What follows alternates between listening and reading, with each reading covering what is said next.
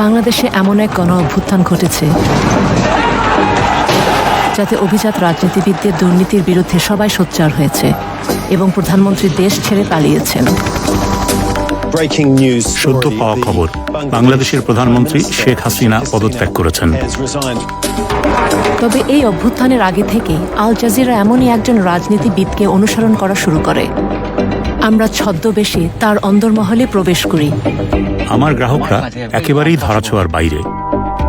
তার প্রচুর গোপন সম্পদের খোঁজে। আমার খুবই সুন্দর একটা পেন্ট হাউস আছে।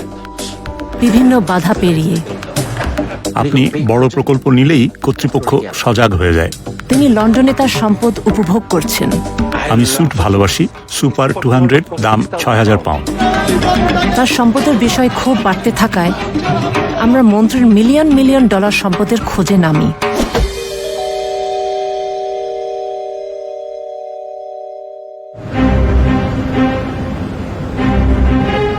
অভ্যুত্থানের অনেক আগে আল জাজিরার আই ইউনিট একটা তথ্য পেয়েছিল। একজন বাংলাদেশি মন্ত্রী, যার বেতন কিনা মাত্র $13,000, তিনি ব্রিটেনে বিপুল সম্পদের এক সাম্রাজ্য গড়ে তুলেছেন। এই অভিযোগ অনুসন্ধানে আই ইউনিট একটি ছদ্মবেশী দল গঠন করে। 2023 সালের মধ্যে, অর্থাৎ যেটা ছিল গণ অভ্যুত্থানের আগের বছর, আমাদের ছদ্মবেশী প্রতিবেদকরা মন্ত্রীর ঘনিষ্ঠ লোকজনের কাছে পৌঁছায় এবং তার $1,40,00,000 লন্ডনের বাড়িতে আমন্ত্রণ পায়।